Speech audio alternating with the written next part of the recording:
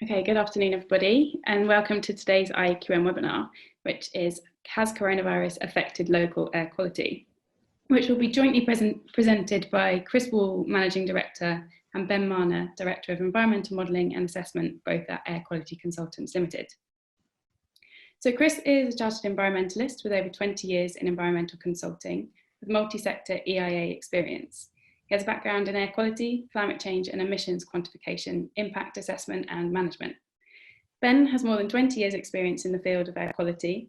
He has been responsible for a large number of air quality and greenhouse gas assessments, both in the UK and abroad, and are both excellently placed to deliver this webinar today.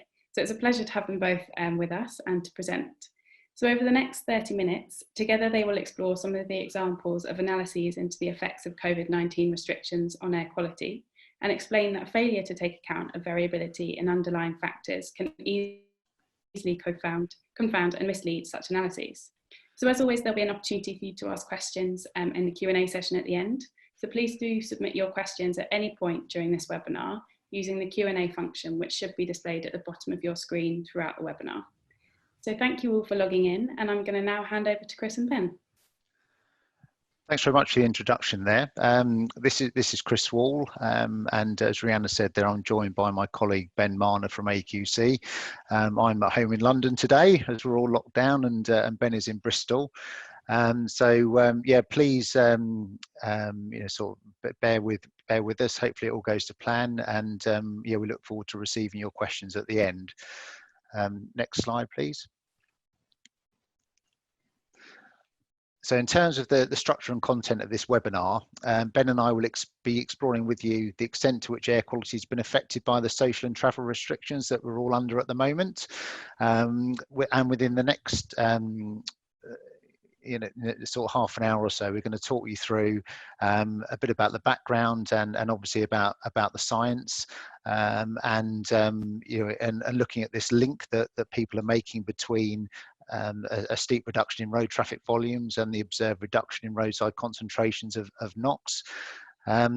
Almost immediately following the implementation of these restrictions, many publications, journals, news outlets, etc., began to report on how air quality had begun to dramatically improve.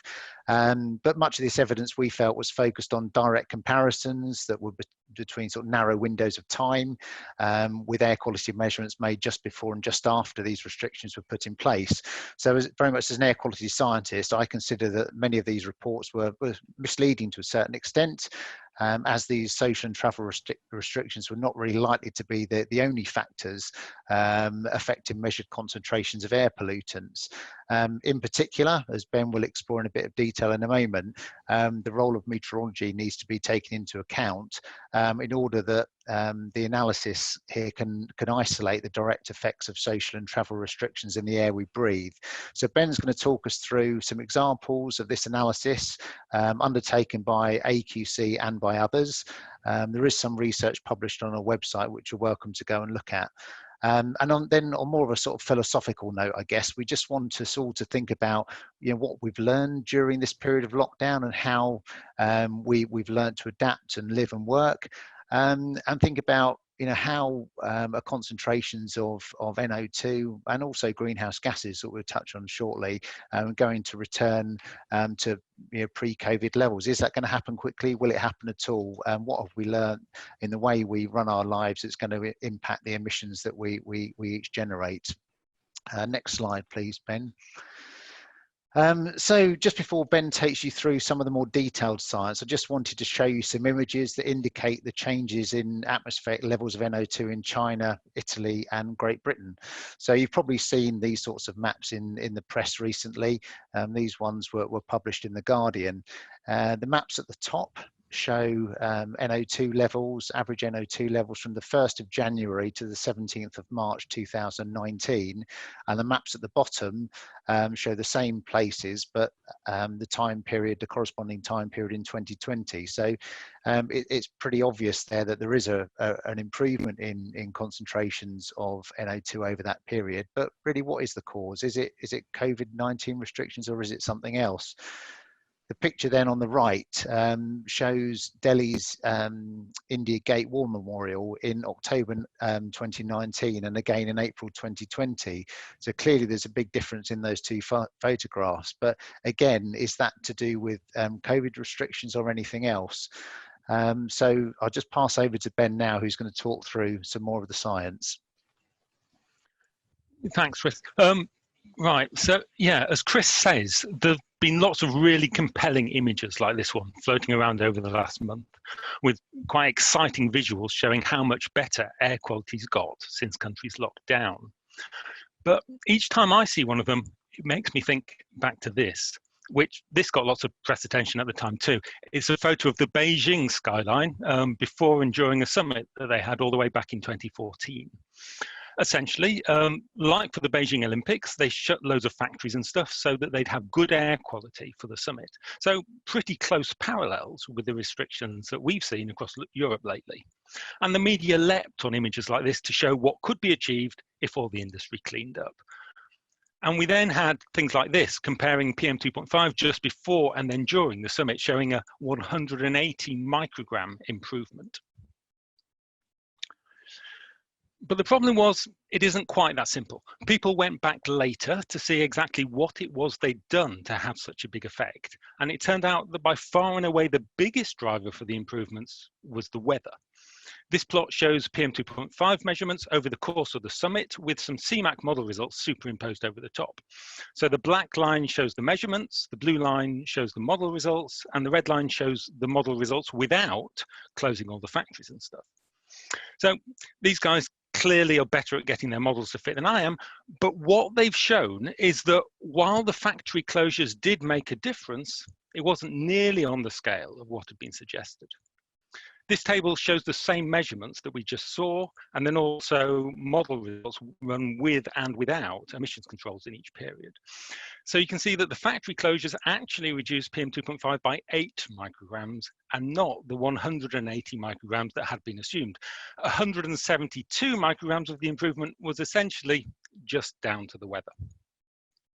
So a few weeks ago, when we saw people really just doing exactly this and comparing measurements made in one day this year with one day last year, and we then had people phoning us to comment on these spectacular reductions, we were a bit lost. It does seem blindingly obvious that roadside NOx levels must be lower at the moment than usual, but disentangling the effect that the COVID restrictions have had is tricky.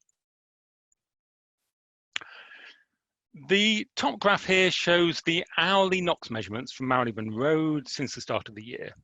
Now, the bit of this plot since the lockdown does look systematically different to the rest of it, but we also had plenty of measured low concentrations before the lockdown, and we've had quite a few high measurements since the lockdown. So while we can look at this plot and say that something seems to be different, saying what's different and why is less simple. I've seen people comparing averages from the last few weeks with the same period in different years or with multi-year averages. But we all know that air quality changes over time anyway, regardless of what else is going on. We have clear seasonal cycles, like in the bottom plot, meaning that we can't directly compare measurements made in March or April with those from other months. And we are now seeing reductions in NOx year on year in most places, and particularly around the ULEZ in London. So comparing recent measurements directly against those from earlier years is, again, potentially misleading. As in the last slide, one approach to disentangle cause and effect would be to build an emissions inventory and predictive model and see if those predictions match the measurements. But frankly, that's a hell of a lot of work to do well, and the uncertainties around even the baseline emissions would be huge. So it's much simpler if we can do something just using the ambient measurements. I think maybe like most people, whenever I want to interpret measurements, I look to see if David Carslaw's been there first and sort of left a ladder behind, which often he has. So back in 2009, David Carslaw and Paul Taylor used a technique called boosted regression trees to look at what was driving hour by hour NOx measured at Heathrow Airport.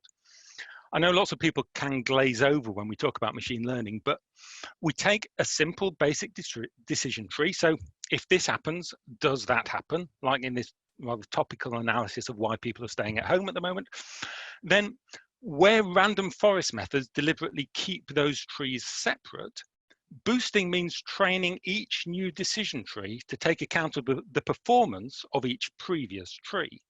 So in practical terms, this means you can take a mix of different data and build models to show the degree to which concentrations depend on an individual variable. The plot on the right there comes from David and Paul's 2009 paper and shows a clear correlation between aircraft numbers at Heathrow along the bottom and measured NOx up the side, which you just can't see unless you strip out all the confounding influences. And a really helpful consequence of having built these models is that once you've identified the dependence of concentrations on each parameter, you can essentially remove those influences. So you end up with a residual pattern caused by all the things that you haven't told your model about.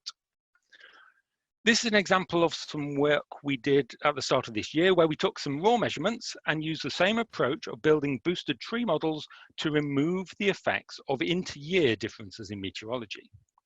So the plot on the left shows average NOx measured at 217 sites across the UK over 7 years.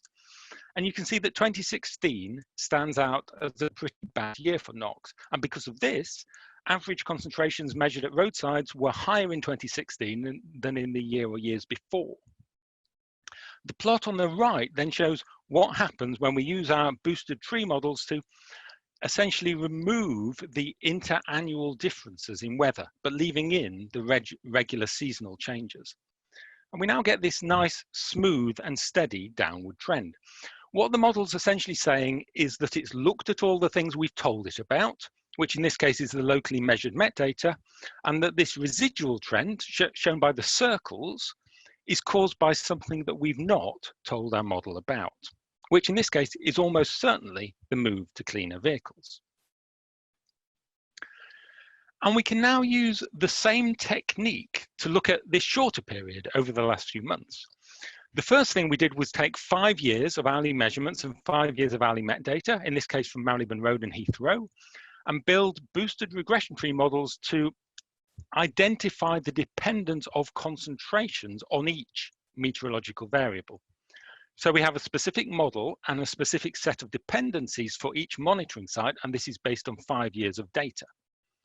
And we can then do pretty much exactly what we did for the multi-year data in the last slide, but focusing just on the period over the last few months. So the dashed line in this graph shows the raw measured daily mean NO2 at Marylebone Road from the start of the year until just before Easter. The bold line then shows the residual trend in concentrations once we've removed the variability associated with all of our known model parameters. So again, what we're left with in the bold line is the change caused by the things that our model doesn't know about.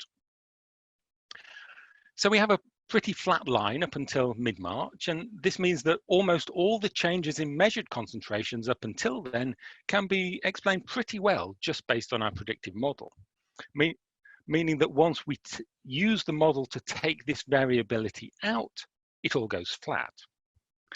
But then in mid-March, it gets a bit more interesting with a steep step down on around about the 15th, and then another step immediately after the lockdown.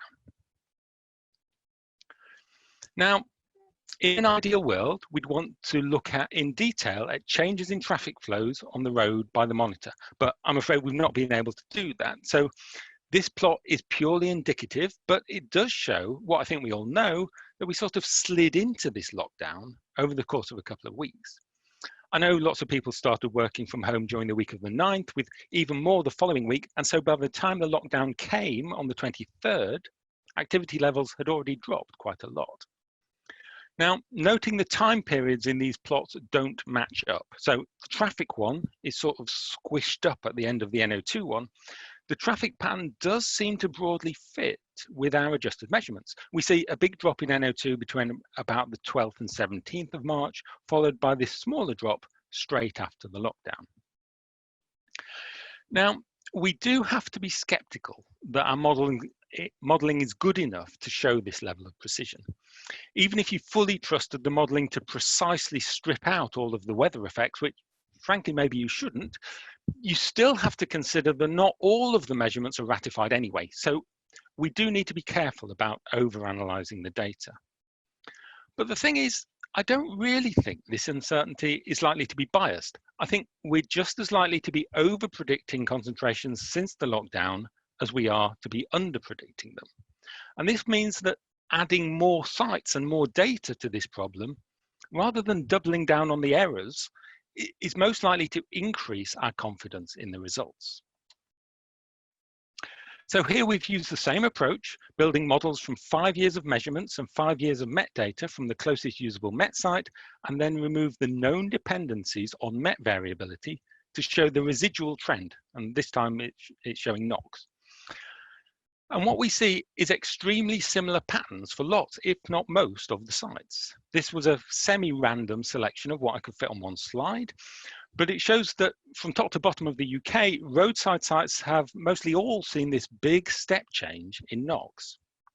The timings of the falls aren't all precisely aligned, and even if the falls in traffic were exactly timed at each site, I think we'd be expecting a bit much of the model to tie these up perfectly. But not only do we see these reductions time and again, we often see these two steps, one just before the lockdown and one just after, which again, I think is likely to tie in quite closely with behavior patterns. Now, this is 12 sites, but again, we can add more confidence by looking at even more. These plots show the same data, but in a different way. They show the variation in NOx concentrations since the start of the year at 122 roadside monitors, which are all the sites on the most easily read networks. Each row shows a different site, and then the date is shown along the bottom, running from the start of the year until Easter. The color of each pixel then shows whether the daily mean NOx is higher in red or lower in blue than the average over this period. So when we read each row of pixels from left to right, we're looking at the relative change in NOx at a site. The plot on the left shows the raw measurements, and the plot on the right shows the residual changes after we've removed the effects of weather. So we can see in the raw data in the left-hand plot, we had higher concentrations towards the end of January and in early March, shown by those vertical red splodges. And you can already see in these raw data a tendency for lower concentrations since the start of the lockdown, with all this blue on the right-hand side of the left-hand plot. But these trends are much more pronounced when we look at the residual plot on the right. Now, at almost all roadside sites, we have much lower concentrations since the lockdown, shown by this big swathe of blue down the right-hand side of the right-hand plot. So measurements from each individual site may be uncertain, but the strength in numbers here shows a clear pattern that roadside NOx concentrations have fallen significantly at the majority of sites over and above the changes that can be explained just by the weather. Here I'm showing the results from the other non-roadside sites. And I should stress that a lot of the sites classified as urban, airport, or industrial, so that's the top and bottom two panels in each plot, they actually see large signals from traffic emissions. So even if the only emission source which had reduced since the lockdown was road traffic, we'd still expect big reductions at these sites. But if you look at the rural sites in the adjusted data on the right, you can see that we had a rural NOx episode at several of these sites, which started at about the same time as the lockdown. Now, this doesn't mean that the lockdown caused this episode. We know that regional NOx levels vary and that our modelling isn't ideal for handling these episodes. But it does mean that the reduction in NOx at the road influence sites would have been greater if it hadn't been superimposed onto this changing regional picture. Now, as we saw in the earlier line plots, for most sites, after we've adjusted the data for weather conditions, we end up with a pretty flat line before the disruptions and another pretty flat line after lockdown. So to To make the results easier to look at, we can focus on the relative change between those two periods. And here I'm showing the percentage change in adjusted NOx concentrations measured over 2 defined periods before and after lockdown. If anyone wants to test their eyes, you can try and read the site name. But the main point here is that at the majority of roadside sites, we're seeing reductions of between about 20 and 40% in NOx concentrations. We also see big reductions at most urban background sites, albeit that they tend to be smaller than at the roadside. And we then see increases at some of the urban background sites, which might be being driven by this regional background episode that we see over on the right for a lot of our rural sites. And it's worth stressing that a lot of these data aren't yet ratified, and also that a large relative change at a rural site doesn't necessarily mean a large change in terms of micrograms per cubic meter.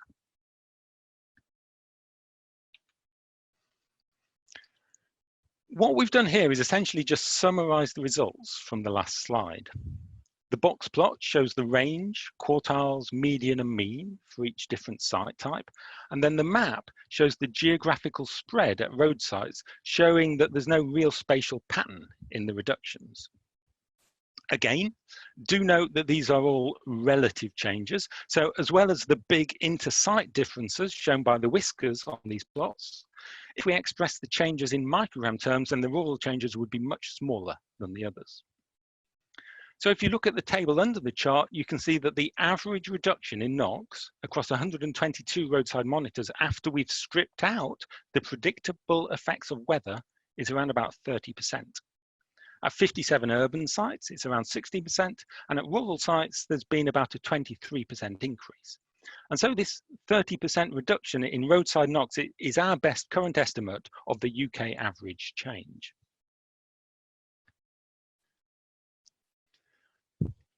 Now, as we all know, roadside ozone tends to be much lower than rural ozone, just because the ozone gets soaked up by all the fresh NOx. So given that we've just switched off a lot of this fresh NOx, it's perhaps not surprising that we then see an increase in roadside ozone. The plot on the left shows the variation in daily mean ozone at each site, following the same style I used for NOx before, and these are the residual or de-weathered values.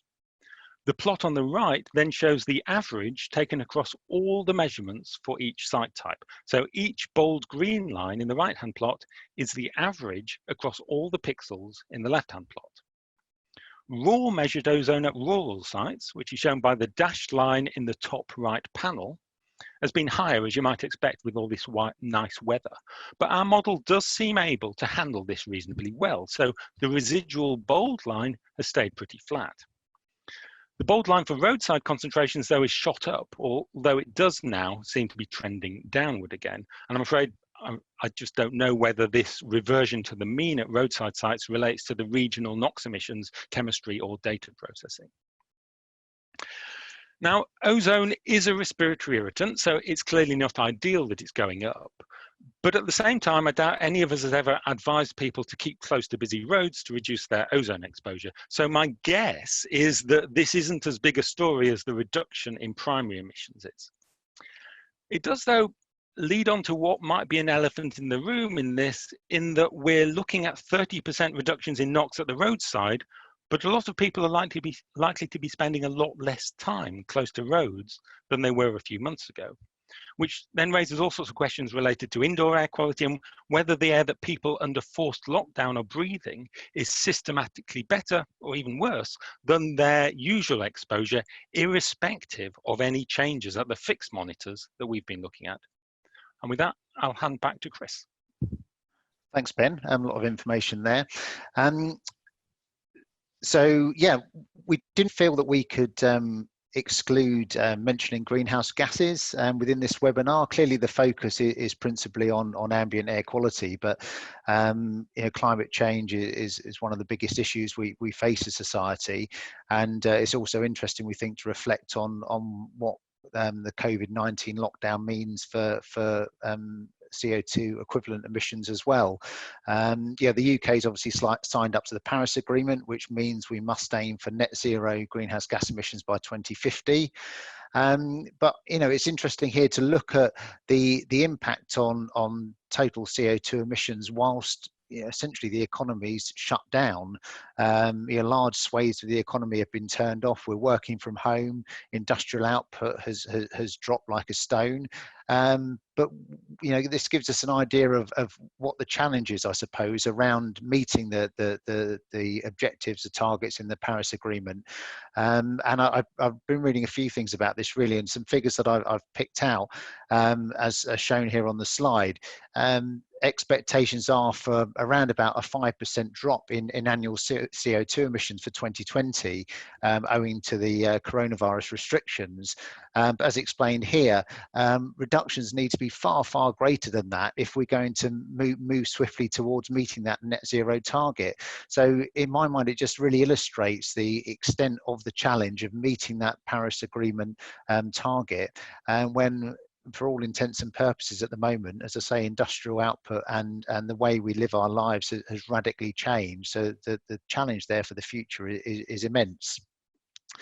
Next slide, please, Ben. So, yeah, this to me is the really interesting bit as well.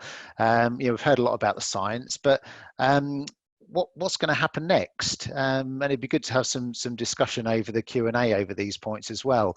What we've really learned over the last few weeks and months about all this detailed information. We've gathered lots of information here, but how can we best use this information in the future to help us reduce emissions and help us to improve air quality in the long term? Many of us have experienced towns and cities where we live, fewer cars, cleaner air. Noise is another issue. The aircraft flying overhead, it's peaceful, it's tranquil. You can hear the birds singing. It makes me wonder whether there's now going to be more of a push towards cleaner technology, really accelerating that transition to new technology and more sustainable modes of transport. Are there going to be more clean air zones? Is this what the public is going to be wanting now after experiencing the environment in the way it's been for the last few weeks? And what you've probably heard the same sort of language as myself on the news and elsewhere. What will the new normal be? Will air quality levels return to what they were pre-COVID-19 or not? Is the public going to push the politicians more firmly to make strides towards cleaner air more quickly than currently planned? But another point here is around a strong economic bounce that might actually lead to an increase in emissions over and above what we had before, and potentially a deterioration in air quality. We saw this in previous recessions where the priority is to get the economy moving as quickly as absolutely possible, and the environment might play second fiddle, who knows. But in reality, nothing much has really changed over this last few weeks or months. Yes, we have travel restrictions, we have social restrictions, but technology's not really improved. There's nothing new, nothing we've got now that we didn't have a month ago, and people have not made any long-term changes. We're sort of getting by at the moment, but I think in the back of all of our minds, we're conscious of a different way we could work and live once the lockdown is eased. But nonetheless, despite the fact the economy, as I say, is switched off to a certain extent, the world is still consuming huge quantities of fossil fuels whilst we're all at home. So clearly, the efforts that we can make on an individual level, in many ways, sort of pale into insignificance, considering the emissions from other sources and other activities. But yeah, we've all experienced a new way of living, and I'll be interested to see how this affects policy decisions in the near future. Next slide, Ben. So just wrapping up, have we got the conclusion slide? There we go. Thanks, Ben. So we've taken you through some sort of simple comparisons and shown how those could be misleading in terms of looking at very narrow time periods before and after the restrictions, or rather before and during the restrictions. We've identified that determining the cause and effect is difficult, and different approaches need to be used in order to isolate the impacts of coronavirus itself and the lockdown, as opposed to other meteorological and temporal factors. So Ben's explained how we've used the boosted regression tree models to essentially remove the effects of meteorology and look at corona lockdown in isolation to see what the trends are over the last few weeks and months. We've shown that there are very similar patterns at a large number of UK urban and roadside sites. Overall, we're showing that NOx concentrations at these roadside sites in the UK appear to reduce by around 30%. But Ben also explained how roadside ozone concentrations have of course gone up. What have we learned about the way we live our lives and how we all impact the air quality of the air we breathe? Will there now be a greater ambition, as I said a moment ago, to reduce emissions, or will the need to kickstart the global economy take precedent here? And what will become the new normal in terms of concentrations of local air pollutants in our towns and cities and the level of greenhouse gases in the atmosphere? That brings us towards the end. Ben, if you just go to the next slide. So hopefully we've got a few questions. Yes, we do. Yeah, brilliant. And bang on time. Thank you both. That was really interesting. One of the first questions that came in was just a question about, did you look into PM levels at all? Presumably this is more complicated due to the secondary format aspect. Yes, that's the perfect question and also the perfect answer. Yes, we did, and it's a lot more complicated because of the secondary. The boosted regression tree models, they can look at the response of concentrations to local stuff, but when you've got something that's been driven by regional episodes, then they're not ideal for taking it out. Okay, perfect. Thank you. I've got another question which has a little bit of an explanation before. So we've seen a 30% reduction in roadside NOx for a roughly 90% reduction in traffic. So a bit less than 70% of the NOx at the side of the road comes from other sources. Do we know if this agrees with what other air quality models predict? I think you have to be a little bit careful about saying that a 90% fall in traffic is directly equated to a 30% fall in NOx, because the fall in traffic hasn't been evenly distributed across the vehicle fleets. So it may be that we're left with lots of heavy vehicles on the roads and a reduction in light vehicles. So you need to be a bit careful there. But also we do know that a lot of urban pollution, certainly NO2 across London, doesn't come from road traffic. So having said that, I think the simple answer to the question is no, we have not looked at that. So I don't know how it compares with other inventories. However, I don't think it's quite as simple as saying that there should be a linear response between total traffic numbers and NOx. Okay, thank you. Another question from a clean air zone perspective is, do you think that clean air zone authorities should be given time by government to essentially take some time out to review their current clean air zone plans to make sure they're still relevant in a post-coronavirus world? No, that's an interesting question. I guess this in part boils down to the need to meet the limit values as soon as possible, really. So any delay, in my mind, would be strange. I'd accept that there needs to be some delay to reflect the way we're all working at the moment, but ultimately we need to progress with those plans as soon as is possible. So I don't necessarily think that there should be a delay. It may be that we've learned a lot from the changes in air quality over the last few weeks based on the reductions in traffic, which might help to further pinpoint where mitigation measures to improve air quality could be better. And maybe there'd be some encouragement here for other authorities to consider clean air zones. But personally, I don't think I'd like to see any further delay. Okay, I think that's fair enough. And then a couple of questions are asking around ozone. Have you calculated the average change in ozone concentrations at road rural background sites during lockdown? The average change. So I'm not sure I entirely understand the question. So the lines in the plot that hopefully we've reversed to now are the average across each of those sites. So if the question is I suppose the difference between those those horizontal lines, we do have that statistic, yes, but I don't have it to hand. Okay, that's fair enough. I'm sure they'll get in touch if they want to explore that a little bit more with you. Another question that you may have just answered slightly as well, is there a requirement for more roadside ozone monitoring, do you feel?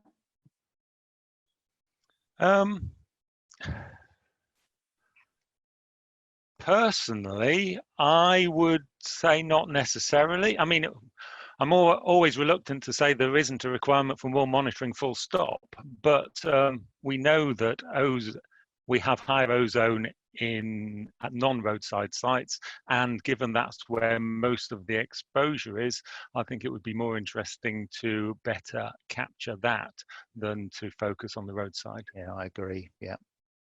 Okay, thank you. Another attendee has said that you mentioned that there is a difference between personal individual contribution to the pollution levels that business as usual in terms of industry and technology. What assessment would be reasonable to undertake to assess the reduction needed? So I guess this will boil down to the sort of source apportionment, really, and fully understanding the contribution that all emission sources make towards concentrations of air pollutants at varying locations. So it might help us look at our national inventories in a slightly different way. It might help us to focus on some areas that matter most. But I don't think we necessarily need to be doing anything differently. But to me, it was just highlighting that the background levels are pretty much staying the same, and those backgrounds are influenced by a wide range of things. So as individuals, we could stop driving everywhere, but there's still relatively high background levels that need to be tackled by reducing emissions from other sources. Okay, thank you. And a question around the rural locations again. Why do you think there has been an increase in NOx at rural locations? I think essentially that just happens. So when you're talking about low measured concentrations at a lot of these rural sites, then a large relative change can be just a few micrograms. We know that we have rural episodes, and that our model, I think it's more an issue that our model can't strip them out than there is something weird going on. Okay. Do you envisage that satellite data could be used to separate out the effect of regional pollution to help the analysis?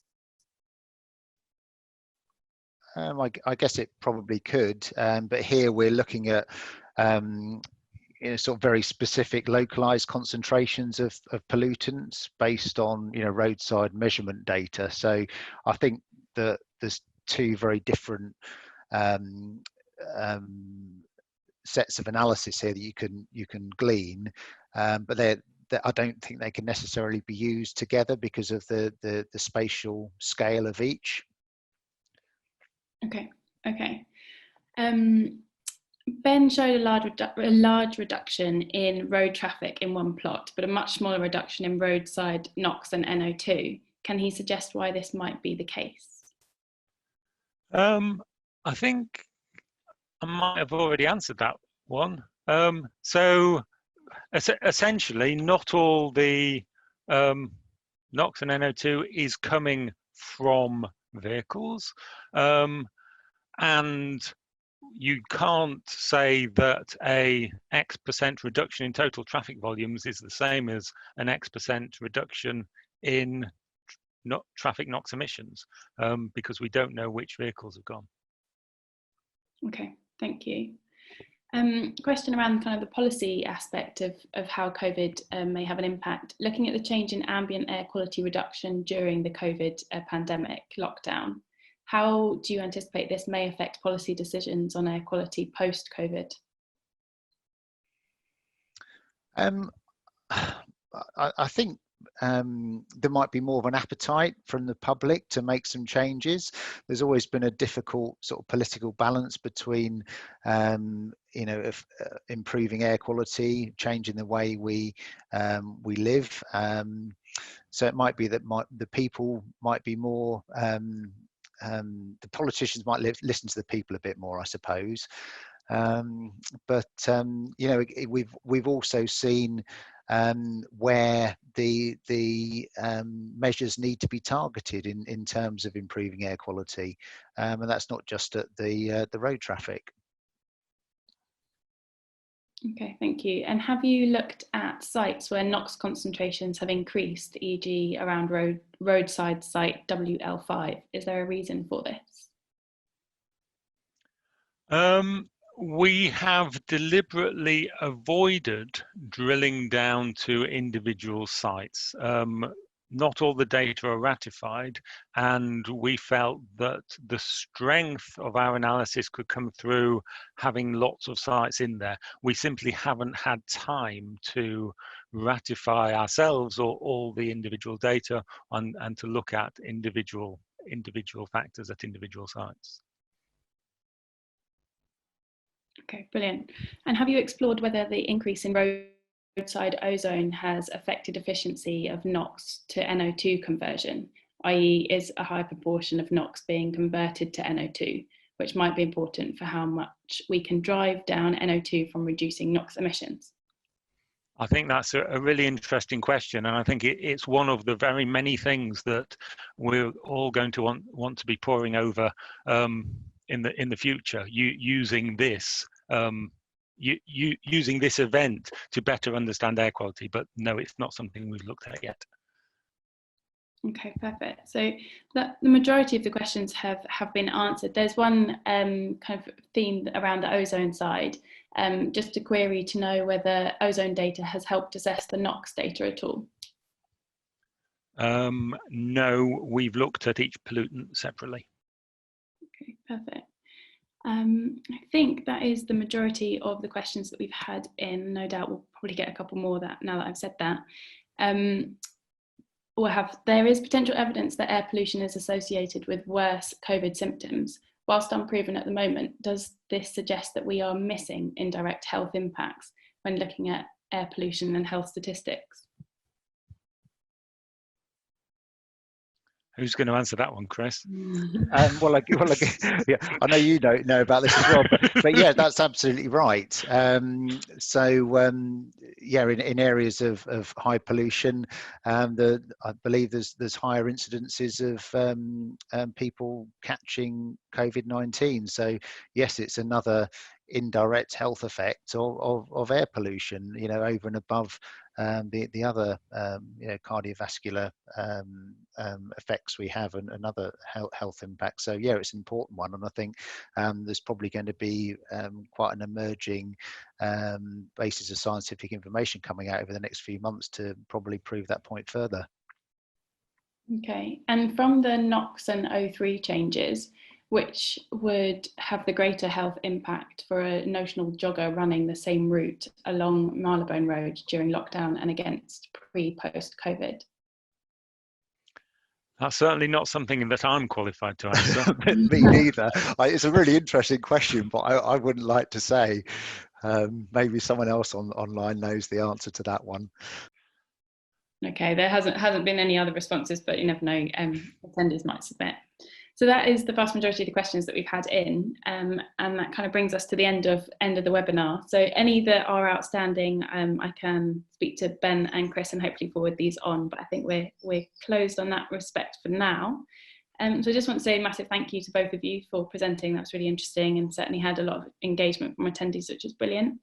For those who did log in, don't forget you can record this as CPD on the CPD tool. Just log into the IES members area and you can log that there. So this webinar has been recorded and it will be made available on the IAQM website and the IES YouTube channel, and it will be circulated via email. So do use this as a learning resource after the event if you wanted to. The next IAQM webinar will be on the topic of ultrafine particles, which will be on the 9th of June. Further details will be added to the IAQM website shortly, so do keep an eye out for that. Our next IES webinar will be next week on the 5th and the 6th of May. We've got 2 consecutive, one looking at soil treatment centres and the other looking at the use of geospatial data when addressing the global sanitation crisis, so 2 very different topics. Further details on how to register can be found on the IES website, so do take a look if that's of interest to you. So thank you all for listening, and thank you again to our 2 speakers. Thank you very much.